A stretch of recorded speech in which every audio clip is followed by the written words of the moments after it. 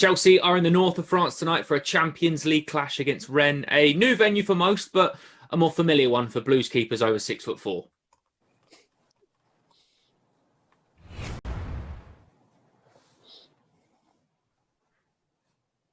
Hello and welcome to Matchday Live. I'm joined as ever by the brilliant Savage Dan, Claire Rafferty and Pat Nevin. Let's get straight into it. That's our team news. Let's talk about team news for Chelsea tonight. This is the team that Frank Lampard has selected for the clash against Rennes, this UEFA Champions League Group E game.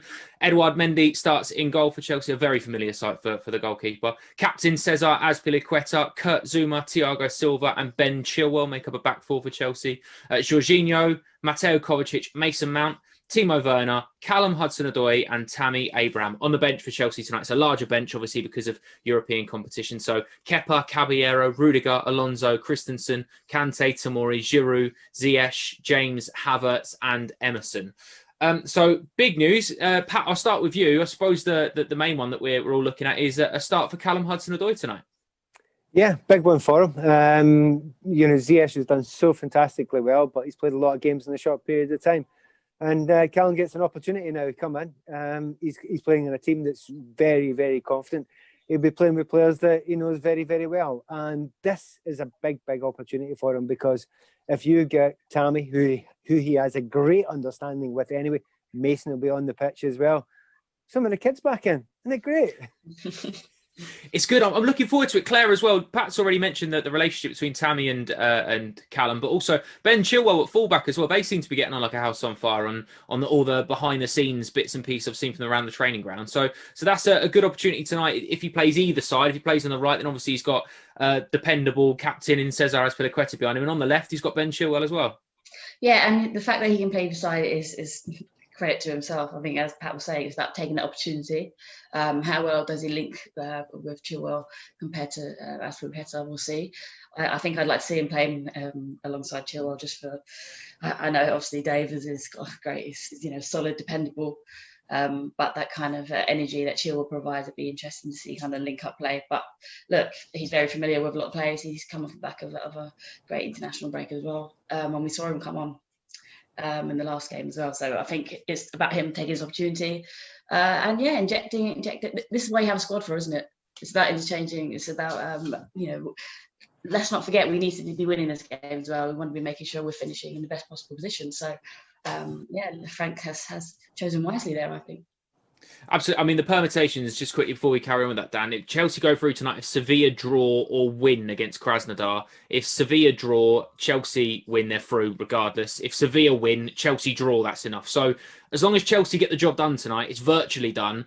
But these are the kind of games, like Claire and Pat have alluded to already. Callum Hudson-Odoi burst onto the scene in Europa League games under Sarri a couple of years back. So this is the kind of stage that we know he can flourish on, and we know that he can excel. And if he takes his opportunity tonight, there's a run of games that he really does put himself in contention for. Yeah, you was confusing me with all these different scenarios. But as far as I'm concerned, a Chelsea win puts us in a good position. And I feel like Callum will come into a team that's playing well, into a confident team, against a team that we beat 3-0 not long ago. And I feel like he'll have a go. I would just really like to see Callum get the ball and just run at defenders, scare them, give them, a couple of things to think about early doors. I feel like Callum is a bit of a confidence player. So as long as he's in a good mood and he's in the mood to give a left back a bit of a fright, he'll have a very good game and he'll put himself in contention for the weekend. Absolutely. Like you said, basically, if Chelsea win tonight, they're in a very, very good position to qualify for the next stage of the Champions League. And that's all you really want to go into games, knowing what your job is to do. Don't worry about what the rest of the teams have got to do and stuff like that. An early kickoff, it's nice to get it done fairly quickly, isn't it? So very, very shortly, in fact, I think about now, we're going to cross to Lee Parker with Petr Cech.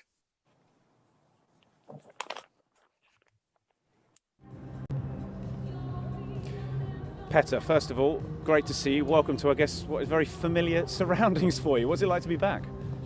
No, it's great to be back, and it's the only thing which is a shame is obviously that there cannot be any supporters in the stadium, as it is not allowed. We know how it is.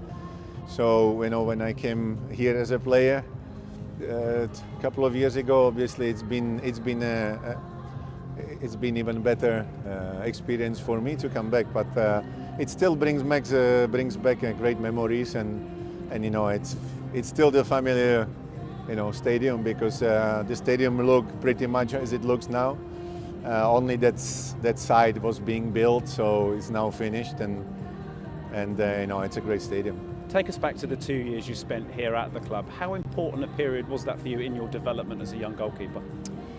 No, I think it's been not only development as a goalkeeper, but as a man as well. I came here when I was 19. I just turned 20, and you know, I came to the country. I couldn't speak the language, and I had to, you know, live independently on my own with my girlfriend, my wife nowadays, and we had to learn new language, learn about the culture, settle in.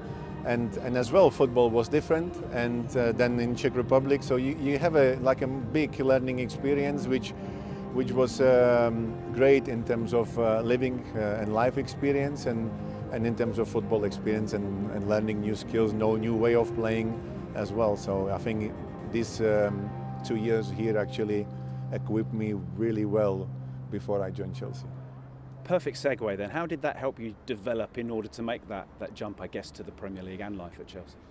Well, you know, when I came to London, it was all over again from the start. You know, you have to find your house, you need to find your place, you need to settle in the team. You fight with a fantastic goalkeeper like Carlo Cudicini to make your starting lineup spot, and then, you know, it starts again. But because I had that in here, I knew exactly what I needed to do and what was important for me to settle quickly, and this experience gave me a huge advantage when I came to Chelsea. And as well, you know, I already spoke the language, so that helps.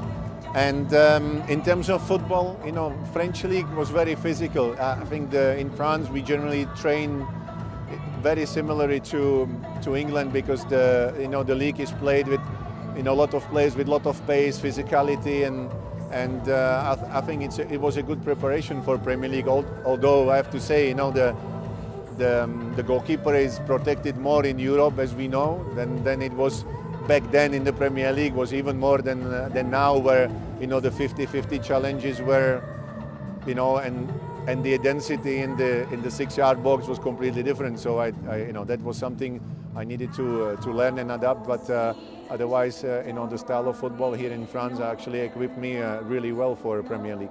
Didn't work out too badly for you in England, did it? It did work out pretty nicely. So you know, I always remember these 2 years like a step between you know, between my start of the professional career and entry to the really top football with Chelsea, and it was a really important one, and there's one I never forget. Edouard Mendy starts in goal for us tonight. He obviously made that same transition. Just how pleased have you been with how well he started at Chelsea? I think Edu has an advantage because he's older than I was, so he's probably more mature, and as well, you know, he understands the way the football career goes, and in his particular case, obviously, we know how amazing for him is to join Chelsea, and I've been pleased the way he settled in the team and how the goalkeeping group works together with Willy and Kepa, because that's really important for everybody, and you know, he's been playing well, which is as well, you know, it shows that he feels well, that he's settled in the team, and he has the confidence to perform. So that's great for us. Obviously it's going to be a special occasion for him here, because he returns to the place he only just left after last season. Although there will be no fun, so you know, it's slightly different. I think it's less emotional when you don't have the fans cheering your name, and it's different. So it's not going to be as good as it could have been for him, but less emotional, which is probably good for him to perform. You made a really interesting point there where you mentioned the dynamic between Edu and Kepa and Willy. I guess, are there parallels between, like you said, when you came and you were competing for that starting spot with Carlo as well?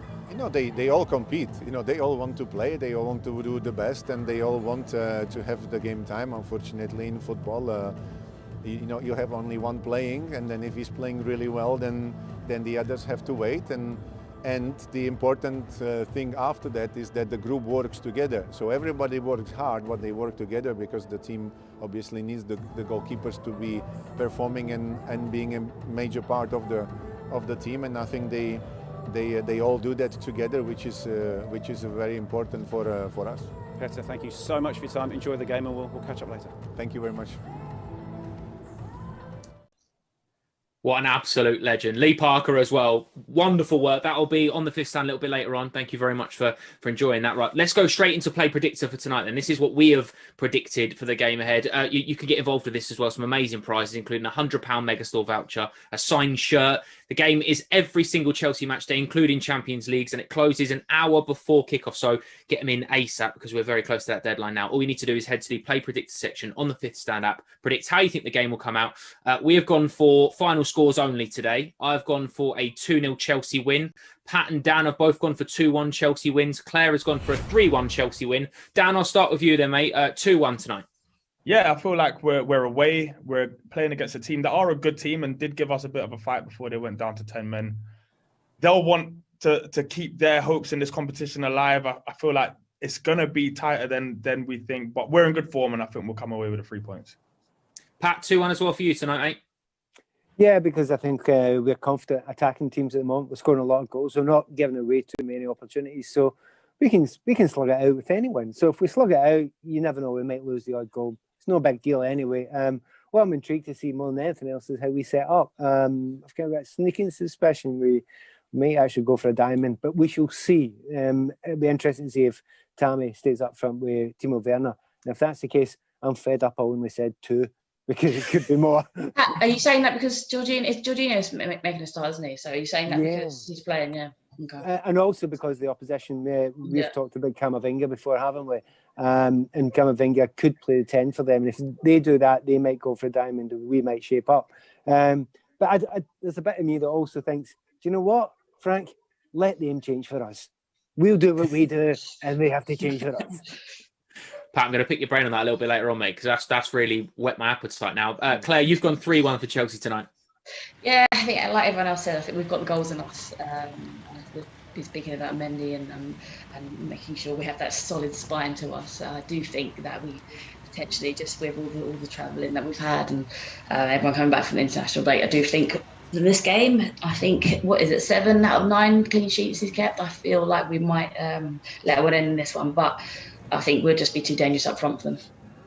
Okay, well, that gets us nicely onto our first hot topic for today, which is goalkeeping options. We just heard Petr Cech talking, waxing lyrical about Edouard Mendy and the impact he's had since joining from Rennes in the summer. He has been brilliant. And Dan, he's always been great ever since we've seen him. And he's made goalkeeping look easy at times. And he makes difficult saves look easy. It probably helps that he's 6'6" and is one of the most agile keepers I've ever seen. But he makes difficult things look easy. Yeah, it can't be a coincidence that since he's come into the team, everything just seems a lot more relaxed, a lot more sure, and everyone's just playing with a lot more confidence, and he's pulled out a couple of saves that, for him, they do look routine, but they're difficult saves, and they're almost saves that you have to anticipate where the striker's going to go. So I've been really impressed, and to be fair, every time I'm looking at the comments in the Fifth Stand app, they're all just saying Mendy, Werner, Mendy. So there's a lot of people who just love it and are much more confident when they see Mendy on the team sheet. Claire, you'll have played in front of some top quality goalkeepers over the years, but how much of a boost does it give you knowing you've got a dependable goalkeeper behind you? Like as a defender, when you look behind you, you almost don't want to be looking behind you. You want to be someone belling around. You want confidence from the goalkeeper. You don't want it, your goalkeeper making any rash decisions. We don't want to be talking about the goalkeeper really, because ultimately it should be about that player being allowed to facilitate. A lot of that actually starts from him as well. We spoke about it in the last game. It's not just about the saves he makes; it's about how he actually creates the momentum from the back. So it's even speeding the ball up. How is he going to implement the game plan as well? I think Pat mentioned about playing the diamond. What has he been told? What message has he been told? So as well as being cool, calm, and collected, I think also it's starting the attack. He's been very beneficial for us. You can see the stats on the right-hand side of the screen now about Edouard Mendy. I mean, Pat, stats don't always say everything about him. I mean, he's 7 clean sheets in 9 for Chelsea, 9 in his last 10 matches for club and countries. He's got just 2 goals conceded in 90 minutes when he's been on the pitch for Chelsea. He's made such an impact. But I think it's also the fact that he's settled in so quickly as well. That's a big difference, isn't it? Yeah, it comes with a massive amount of confidence. If you actually look what his record was last season, before he came to us, it was absolutely superb. It was less than a goal a game. So this isn't unusual for him. He's not having a nice run of form. This is normal. This is very normal for him. In fact, it's a bit better than normal, but it's what he does. One thing that kind of probably helps, Claire will tell you, it's brilliant when you have a settled unit in front of you of people who know each other, comfortable with each other. And the French connection, sorry to throw that film into you, but, Zuma in front of him.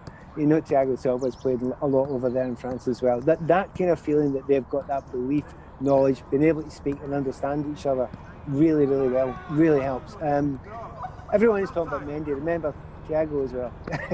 He helps covering that whole thing. So as soon as I talk about a defender, a set of defenders, I want to mention the keeper. As soon as I talk about keeper, I want to mention the defenders.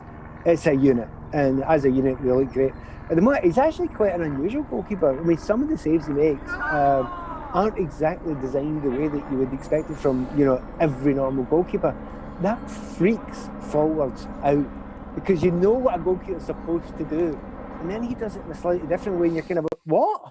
You're supposed to dive that way. And so I'm really impressed in everything he's done. He's made very, very few mistakes. One thing I would mention, keep an eye on tonight. Against Newcastle, it's about 40, 50 yards outside his goal for the vast majority of it, playing a really high sweeper the system. That's great. That's wonderful. That helps. The opposition will have spotted that. So somebody's going to go for about a 70-yard tonight against. I think in the Newcastle game, who was it who tried it? I'm sure someone. Joe Ellington, yeah. He's really far out, so it may well happen again. But if we don't give them the ball, they can't do it. He's in very familiar settings as well tonight. I've been playing for Rennes for a long time. He's probably more comfortable here tonight than he is at Stamford Bridge still at the moment. He still recognises it a lot more. But it's not just us talking very highly about him. The manager has been delighted with Mendy's start to life at Chelsea, and he's been discussing it this week in Ask Frank.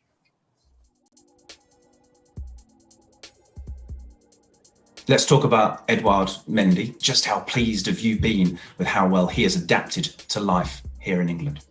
I've been really pleased with Edu, and because it's not easy, and he's made it look easy, which is a difficult thing. And I think when you come from another league, there are, of course, differences with the Premier League, the physical nature, the speed of the league. I think it is unique for itself on those terms. And so for a goalkeeper that's got such a spotlight on him and is having to face, these differences and make relationships with the team around him, he's done it very seamlessly. He's settled in off the pitch. He's performing on the pitch. You can't ask any more than that, and he's doing it with a smile on his face and a really great attitude. So I'm really pleased. It's a good start for him in a Chelsea shirt. We know that, and long may that continue. You now have 3 experienced keepers, 3 big personalities as well. How strong is that competition for places when it comes to keeping goal here? Yeah, it's strong, and that's how it has to remain. And I think with Edu coming in and performing at that level, it's great. I think we've seen that in different positions all over the pitch, and with players that have come in and set standards. And then, of course, the squad has to react, and everyone has to be pushing to play every week. That's what brings, when you talk about a winning mentality in the squad and trying to win over the course of time, it needs everybody. It needs everybody to push daily and be positive and support if they're not starting. And within goalkeepers, that needs to be even more of a tight-knit bond between them. So I'm very happy. You certainly played in front of a very commanding goalkeeper during your time here at Chelsea. What does that do for confidence when it comes to the rest of the team? Yeah, it helps. Clearly it helps. I think, a confidence is something that has to build through a squad, bit by bit through the squad from front to back. But with a goalkeeper, when you're talking about defensively and the amount of pressure that you come under in the Premier League, there's not many a Premier League game that you'll get no issues, no problems, whether it's set pieces, longer balls, constant defending in periods of games. You need to build confidence. We've had some clean sheets lately. The individual should take a lot of credit for that, but also collectively that confidence needs to build and it needs to continue.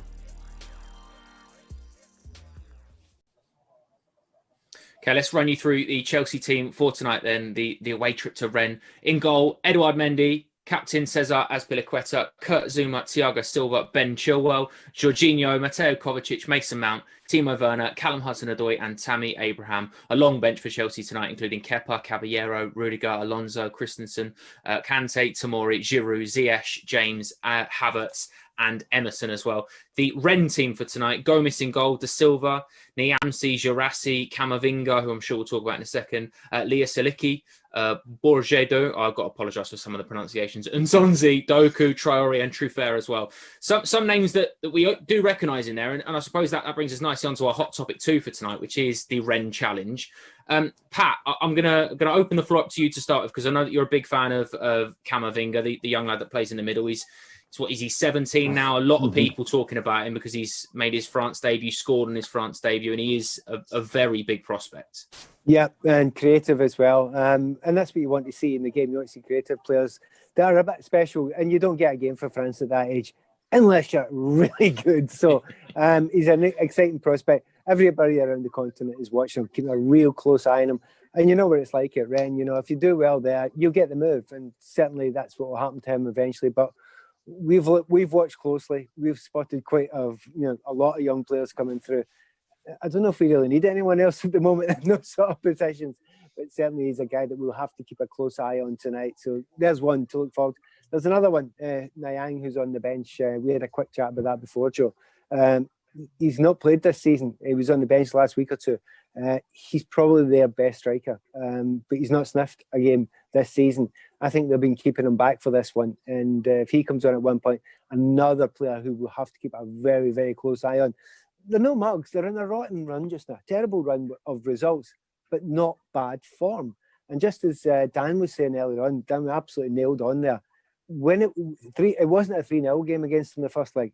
That was the sending off that caused that. They were playing really well before that, so cannot take this for granted. They're a decent team. This should be an exciting game. Claire, exactly what Dan said earlier, and what Pat just said there. They are a very good side. You know, in the first leg, we saw enough of them to know that they're going to test us. And also, you know, we have to be aware that they know the situation. They know that they need a result tonight to keep their qualification hopes alive. So it's certainly be a difficult challenge tonight. Yeah, and going into a game, you know, knowing you've got something to prove as well. I was touching on the stand-up players that they have. They've got ability to create. So we need to make sure, first and foremost, we actually, you know, solidify that midfield. We spoke about in the last game. Like, for Kanté was obviously fantastic. He's not playing tonight, but it'd be interesting to see how they set up and how we try and nullify that threat that they've got. Make sure we're cutting off the passing lines. And I think, as you're saying, that they're no mugs. They know how to win games. I think they're 7th. In the League One at the moment, only 6 points behind PSG. So yeah, they're coming off the back of a bit of bad form, but actually, you know, football takes five seconds to score a goal, doesn't it? And I think it's about who scores first in this game, especially as they've got a point to prove, having lost so emphatically last time around. Dan, has it been sort of a cautious look in from the comments in the fifth stand-up? Because like you pointed out, and I think all of us now reminiscing back to it. To be honest, I had forgotten until you mentioned it, but it was a really tight game, and the sending off changed the entirety of the game. And like Pat's pointed out, it wasn't a 3-0 game. It's going to be a difficult one this evening. Yeah, to be fair, the comments are not showing any restraint. They're all saying 3-0, 4-0, Chelsea win. There's no one in here that is fearful of them at all. But they are a good team. They are a good team, and they pick up pockets of space very, very well. And that's what I noticed in the first game before the red card. They were finding little pockets. And if they might try and get around Jorginho and try and, you know, and just create little gaps. So the first one we've got to try and do is run them into the ground, win that midfield battle, because if they do get into any kind of rhythm, it's quite hard to get that ball back. But I have all the faith in the world, like all the comments. Pat, it's quite a young squad from Rennes and Chelsea tonight. You know, you got Hudson-Odoi in there, obviously a big opportunity for him. Mason Mount as well, still sort of in his infancy in terms of his Champions League career. He's only played 10 games. Probably last season was his first season, but likewise from Rennes as well. So we've spoken at length about players feeling fatigue and tiredness, but when you are 18, 19, 17, 18, 19, that you do feel like you could play 6 or 7 games. So the intensity is going to be there from the off. I don't think any of our players particularly will be worried about it at all. When you think about it, Tammy is not an old man either, really. You know, there's a lot of players that have got that youthful exuberance about them, but they're not playing every game, week in, week out. So they'll have the energy. They'll be desperate to play. They'll be desperate to play in another Champions League game. I mean, do you know when you read out our substitute bench earlier on there? I'm thinking, that's a hell of a team, that. You know, actually, it's extraordinary. See if you'd have read that out as a starting team, I'd have went, yeah, that's good. Yeah, I'm cool with that. It's extraordinary the quality we've got and the strength and depth that we've got at the moment. And I suppose that's the biggest problem that Rennes have got just now. They're looking at thinking, all right, so Ziyech is not playing. Wow, that's great because he was amazing recently. And then you look at who we're bringing in. It's a real concern for them. And of course, what they've got a big concern about is if it's not going perfectly for Chelsea, they'll be looking over at the bench. And that'll be a big worry for them. In fairness, Pat, the size of the squad list in Europe, I was half expecting to read Nevin and Rafferty off at the end. We were just listing going through. Hey, in fairness, yeah, why not? Why not? Love that. That is all from us for now. We'll be back shortly to continue looking ahead to Chelsea's Champions League match against Rennes tonight. Up next, you'll be hearing the thoughts of the manager and Mason Mount, who spoke to the media yesterday. Kai and Thiago both travel and they're fit for selection, and Christian stays back and doesn't travel, but the good news is that he's had a good progression in the last few days or week, and the reason he's staying back is to get some physical work in to hopefully have him sort of ready for selection come the weekend and onwards. But Mason Mount, after the match at Newcastle, apparently told Timo Werner that he should be scoring goals with some of the chances that he got, particularly I think in the first half. Is that something that you encourage, or is there a danger that it does cause divisions and friction? I'm not sure what you're on about there. And sorry, Mason told Timo or said Timo what? He should be scoring with the chances that he had. Yeah, I don't know what context that's been taken in, but never really heard Mason say too many things that sound how you first put that. I think Timo would know himself first and foremost if he misses a chance that he might take. When you're a top striker, you get in positions a lot, you can miss chances. So I think I mentioned it around the last game, is that I want players that are hungry in attacking areas to want to score goals, to be unhappy if they don't. No one's pointing fingers at anyone else here. Liam Twomey. Hi, Frank. Hi, Liam. Hi, Frank. I wanted to ask you about Tammy and the way he's been playing. Another really good performance against Newcastle, and even aside from his goals, he seems to be doing a lot more of the little things to make everyone around him better and working really well with Timo. How impressed have you been with the way he's responded to the challenge presented by the new signings and just his all-round game?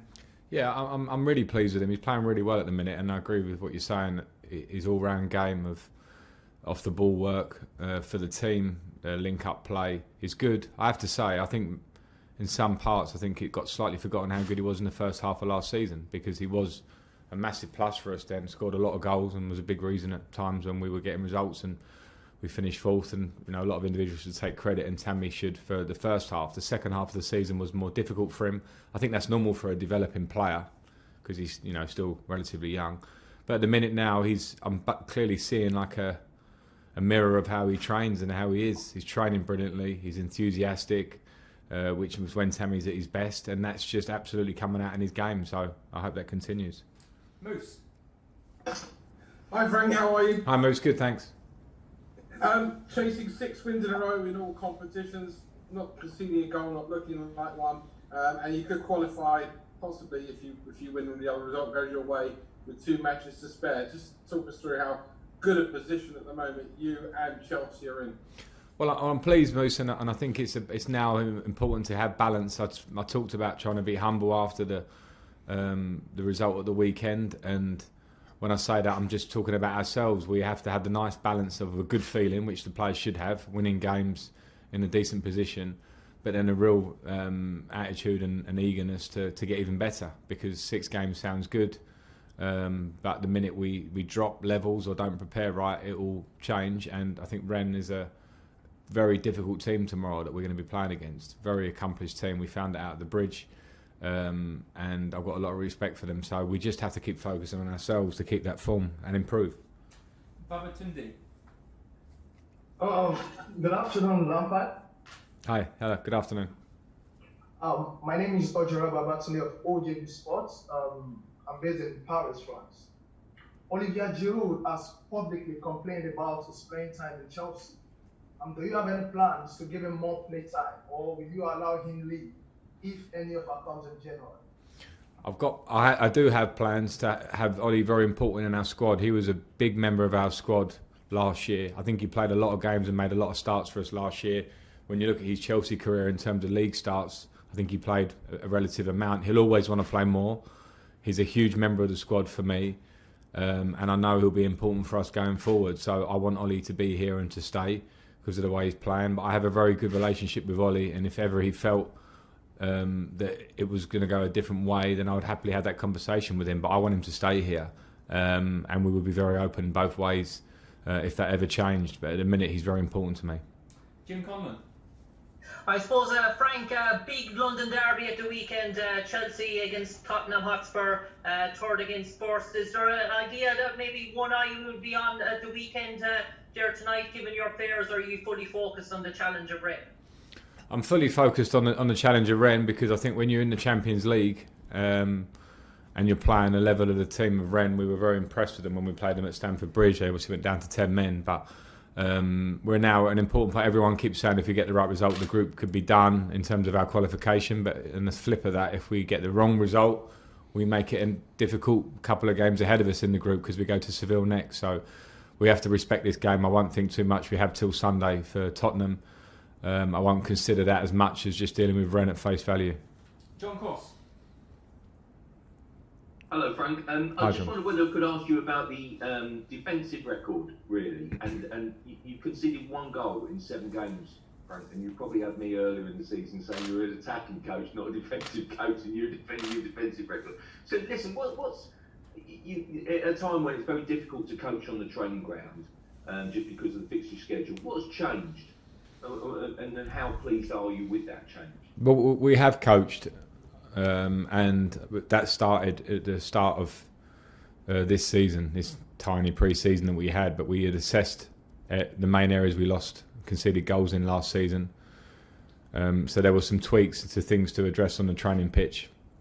So we have done that. Some of the goals we conceded last year were mistakes, and some of the goals earlier in this season were mistakes in the games. You know, Southampton, at West Brom. So I think there were sometimes it's small details and fine margins, and I think what has gone up in a big way is the confidence of the team in the defensive nature, the concentration of the team, and it should always be there obviously, but sometimes these are things you have to work on and progress, and work and personnel helps that. You know, we've clearly had big individuals that have come in from recruitment terms of, you know, Edu Mendy, Thiago Silva, Ben Chilwell, and that obviously helps, but the collective has to be the most important thing, and I think the lads are working well and confident, so we need to continue. Jerry Cox. Hi Frank, you okay? Hi Jerry, yes, good, thanks. Mason Mount's had to overcome a lot of criticism on social media. You know, England fans didn't think he should have got ahead of Grealish, and even, you know, earlier this season there were Chelsea fans on social media thinking he was sort of getting selected, even comments like Frank Lampard's son, that sort of thing. Do you think he has to work a bit harder because he's come through the ranks and he's not a sort of big expensive sign? I mean, you had it at West Ham in your early days, didn't you? Yeah. Every individual's different. I don't know it's necessarily because he came through the academy, but I do think now, listen, I think we have a huge fan base, and you talk about England, and the social media world has changed the face of how people critique or look at football, and everyone, it's very easy for somebody to sit on a phone and make very harsh statements. With Mason, I think I said this before the last game, and I think there can go something about him that maybe he looks clean cut. I think he's doing one advert at the minute where he takes his top off. That's about as edgy as Mason gets. He doesn't do too many triple step overs and flicks over the back of his head in areas that he shouldn't do. He makes really efficient, clean, sharp passes. He presses as well as any midfield player that I've worked with or played alongside, and does 100 things within his game that impress the managers that he works for. So I think it's very easy and casual because he hasn't got an Instagram reel of those kind of flicks, and it's different type of football. I think it's easy that people can bracket him off. I certainly don't. And when I say that, I don't want to add fuel to the fire of him being my son, because I've just been so positive about him.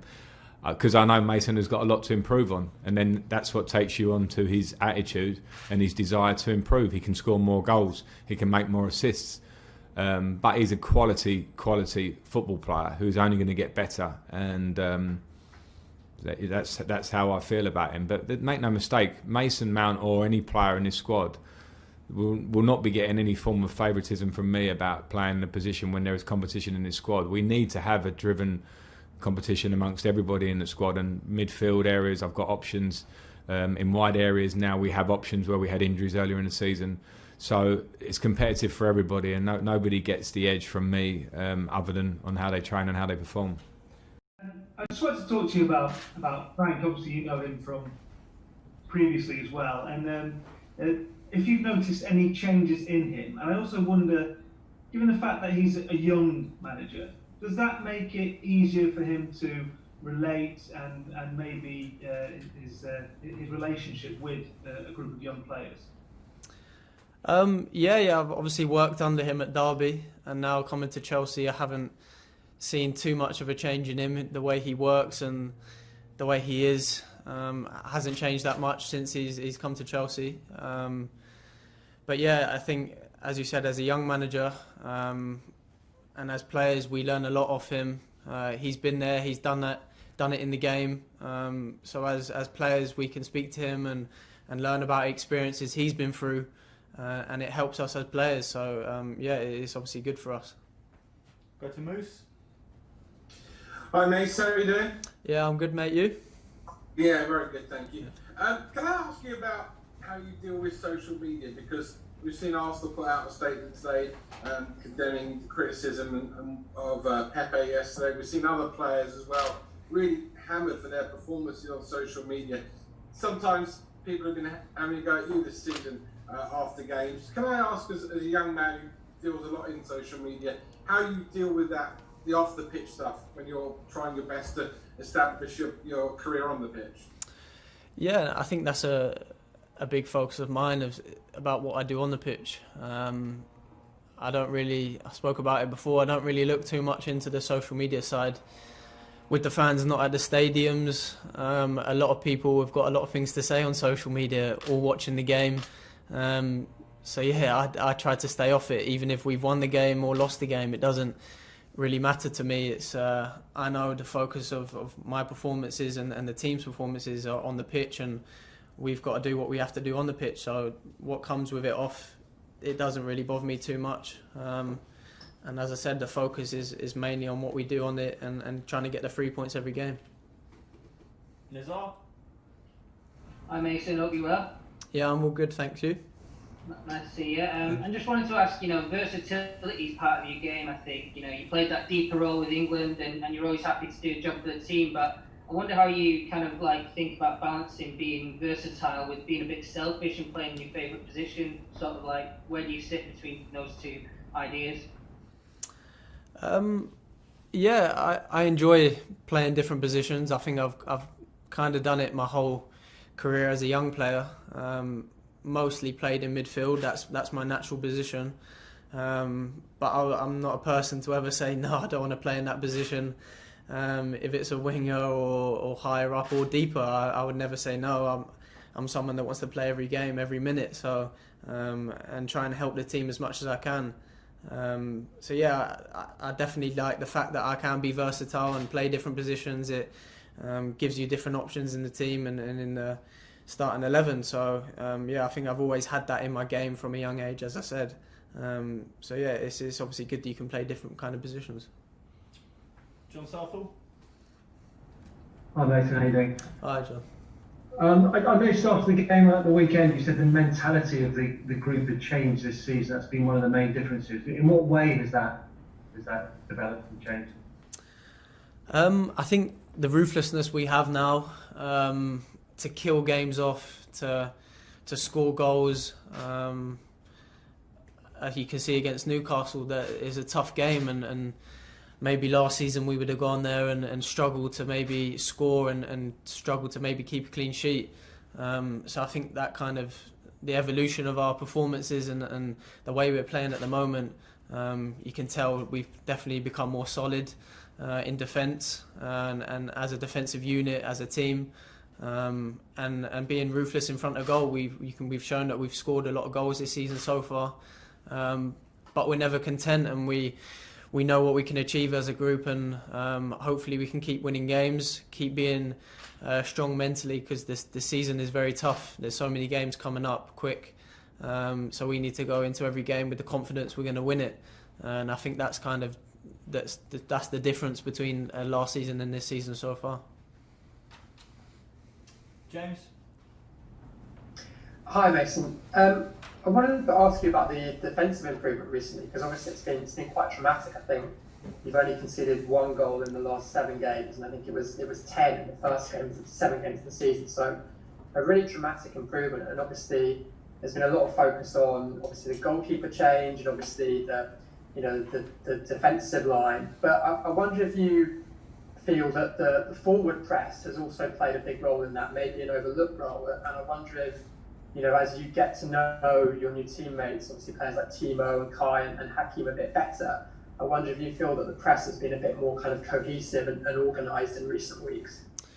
Yeah, to be fair, at the beginning of the season, with the new players coming in, that kind of the press that become so normal to us last season, and we found it quite difficult, because maybe the players that have come in didn't get to the kind of shape that we wanted and found it difficult at the beginning.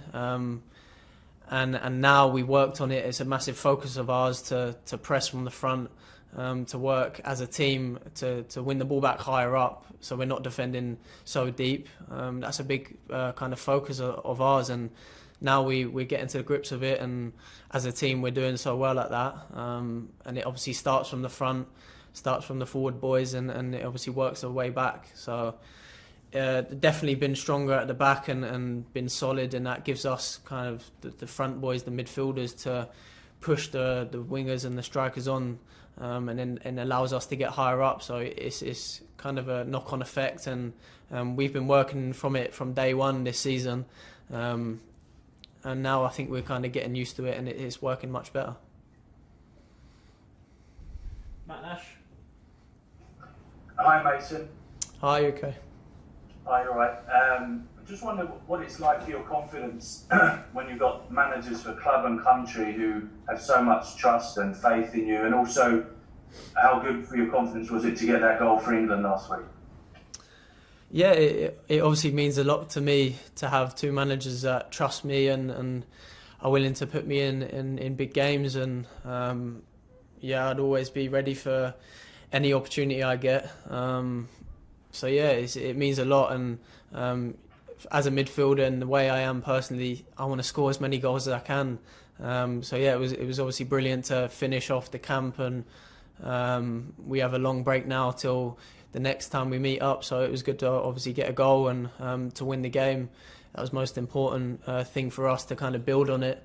But yeah, for me personally, I'm obviously loving playing quite regular recently. And yeah, that's what I want to keep doing, and hopefully I can carry on that way. Let's go to Ian. Mason, hi. You said earlier, we know what we can achieve. Chelsea go into this match 2 points off the top of the Premier League table. So can you challenge for the title? Is that what you can achieve?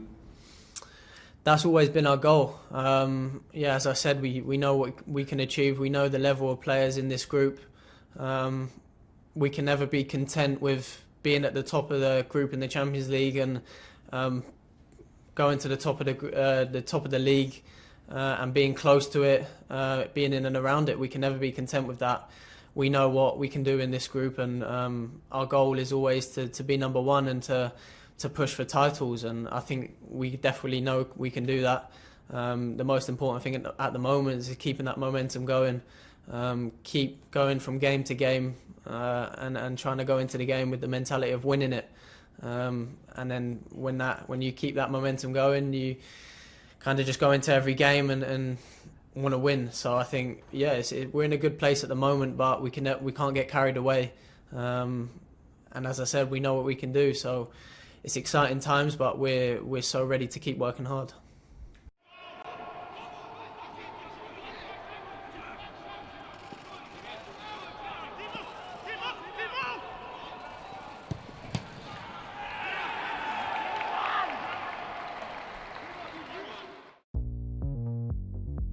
Well, we respect them. I think Steve Bruce has a really well organised team, so we need to concentrate on ourselves, focus on our own performance, but I certainly expect a very tough match.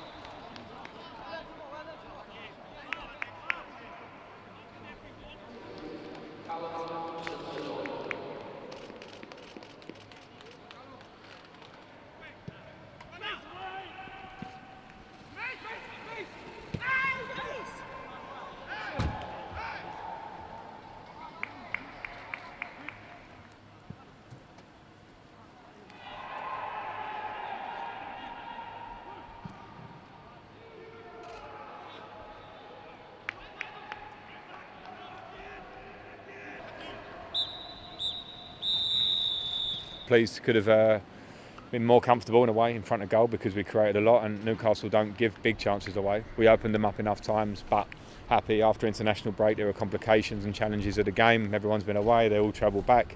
We had a good day and a half together where the lads showed real focus, so focus showed on the pitch.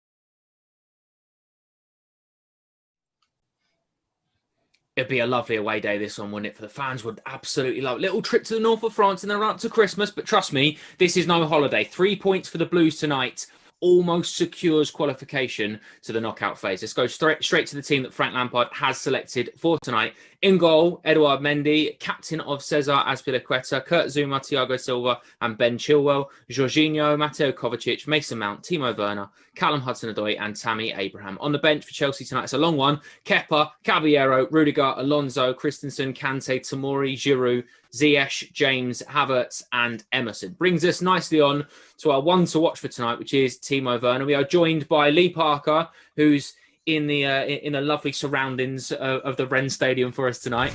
We're talking about Timo Werner then, Lee. He's started like he's been here for a long time. I mean, I know he's been around the club for a good few months. Obviously, joined the 1st of July, didn't he? He became a Chelsea player officially, but he's really taken to the Premier League and really taken to life at Chelsea. Certainly has, hasn't he? He's a very popular member of this dressing room as well. It was interesting speaking to Mason Mount post-match up at Newcastle. We were talking about just how well some of these new signings had settled in. And I asked him about Timo Werner, funnily enough, and said he pretty much did everything apart from score, didn't he? And Mason said, you know what, I talked to him about that after the game. And so he was saying, that should have been a goal. And already they're sort of, I guess, you use the word banter, don't you, in football parlance, so that there is an element of that. But also, they're pushing each other on and sort of trying to get the best out of each other. And he comes across as a real perfectionist, Timo. You see him if he comes off the pitch and he'll be shaking his head, even if he's played out of his skin, he'll be shaking his head if he hasn't scored. So that is a really good quality. He's been great, isn't he? And the fact that he can play from the left or play through the middle, Lee, as well. He gives you that versatility and the fact that, like you said, he is a perfectionist. But even when he's playing wide, you can see how itching he is and how much he almost grades himself on not scoring goals, which might not be the job that Frank wants him to do when he's playing from the left.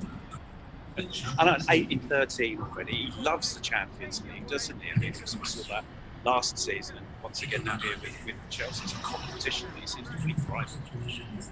He really, really does. And Pat, he's one of those players that his shot conversions around the 30-odd% mark, which that's frightening. That's really good. When you look at statistics, you might not think that's high, but that's a very high percentage to be converting from, isn't it? 32%. Basically, he almost always gets it on target, and he gets it on target with either power or in the corner. He's a natural. Just what Lee was saying there, strikers are like that. Real goal-scoring strikers are like that. They are never happy unless they come off scoring either 2 or 3 goals. And it is a good thing. Other people would say, oh, that's just being greedy. The thing is, he's not greedy either. He's setting players up. And you talk about the relationships that he's having with the players. Some of the relationships he's building up on the field just now are extraordinary to see. So I'm loving watching him just now. I was talking about something recently, writing about it recently. Do you know what? I couldn't figure out. Everyone was saying how quick he is, and you're thinking, yeah, but you don't look it because he doesn't look like a natural quickie. And then you saw him all day, and you thought, oh my God, that is extraordinary. And he is. He's got just about everything you need for a striker, a wide attacker. He's just a joy to watch, and I'd hate to play against him.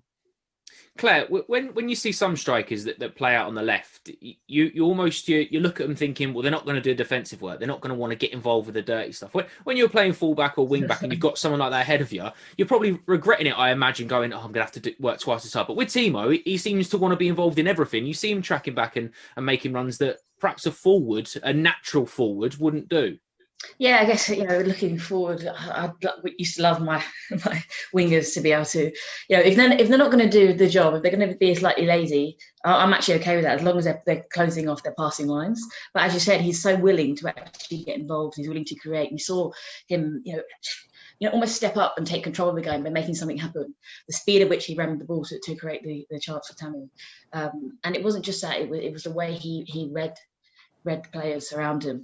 He drew the defenders in and allowed Tammy to have that little tiny bit of space. And I think that is the difference.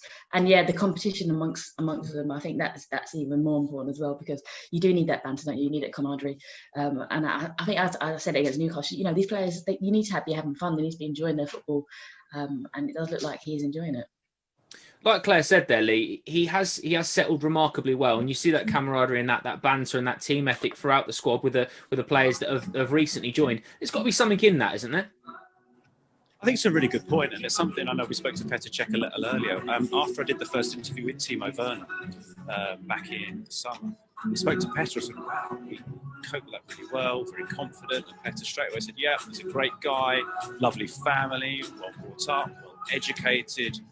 So there is a lot of work that goes on behind the scenes to not just recruit the right players, but the right personalities as well. And you can say the same with Ziyech and Havertz and Chilwell. These are all really, good, vibrant personalities who, as Pat was alluding to just then, they just slotted straight in and they get on with everybody. And it's certainly the same with a certain Edouard Mendy as well, because people are just sort of looking up to him, and what a start he's had. Absolutely. Lee, great work as always, mate. I'll let you go because I can hear Ed Sheeran in the background, so kickoff's obviously fast approaching. Nice one, mate. I'm going to have a sing-along. We'll chat with you a little bit later on, mate. Nice one. Enjoy the game. Cheers, guys. The next top topic we'll be discussing is the options up front. But first, Pat has been taking a closer look at Timo and Tammy's performance against Newcastle in the latest Matchday Live analysis. Timo Werner and Tammy Abraham. Who does play up centre forward? Do you know? I'm not sure it really matters, because both of them are beginning to work together so well. Have a look at Timo here, getting into positions, just saved by the goalkeeper, but Tammy's right on the back of it there again. Watch Tammy's movement here. He knows what Ziyech's capable of, gets in front of the defender, unlucky not to score. Once again, pure pace by Werner. Look at Tammy, he's going to get in there. If anything comes off the goalkeeper, he might get to, and he's just inches short. Once again, ball in here, Reece James, another quality cross. Now I was going to say that's hard to defend. Werner knows that is almost impossible. From this angle, that's horrific for defenders. But they are working together incredibly well. And it's in close quarters as well. Tammy holds it up, Werner gets in a position, and 99 times out of 100, he scores that and he knows it. But they're always willing to work together. Ziyech here gets the ball, Tammy's on, Werner's on, but he chooses Werner there. However, Tammy would have been on had he chosen the other way. They looked like twin strikers in this situation. Just a shame, it's just a moment offside. But this is the big moment of the game. Timo Werner gets it here. Now, I suspect there are scorch marks on the grass here. Through two defenders if they don't exist, but isn't greedy. He wants to work with his teammate, a player who's beginning to understand much, much better as time has gone by. I don't know which one of these two is going to be centre forward. It could be both, but they're working together well. That brilliant piece of analysis from our very own Pat Nevin brings us nicely on to hot topic 3 for tonight, which is options up front.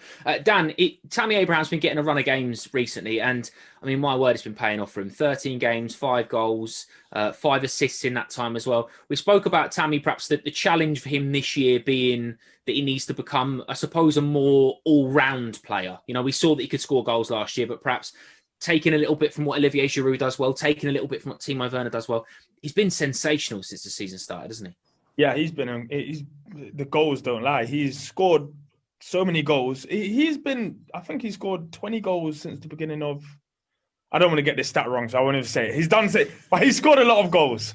And I've been really impressed with Tammy this season, even more so than last season, just because of how he's responded to Timo Werner coming in. Timo Werner is now playing from the left. They're linking up very well. Tammy naturally kind of has all the attributes that Giroud and Werner have, because he can run. We're forgetting Werner was absolutely flying against Newcastle, and the only person that could keep up with him was Tammy Abraham. So he's got a lot of pace. He can hold up. He's got good link-up play. And he just seems like a good lad, you know. It helps being 6'4" or 5 or whatever he is. He's a big boy as well, so he's got the aerial ability. He's just a top player. It really is. He's a handful. You're 100% right. Everything he does at the moment, he seems to cause people problems. And mate, you mentioned that weeks and weeks ago about his unselfishness and the way that he runs even for balls that he knows he's not going to play, but he does a job for the team. And I mean, Claire, when you're thinking of a player like that, you almost think of not in a negative way, but someone like Roberto Firmino for Liverpool. Almost his part to play is that other players contribute better than he does, and he makes the pass before the assist or whatever. Tammy's goal minutes per goal is like 126 minutes per goal. Yeah. He's got 5 assists. He's doing everything. Yeah, and you know what? Obviously, the competition's right. They want to be scoring the goals because that's what makes the headlines. But actually, it is about the hard work that happens, almost in the background. Sometimes it goes unapplauded.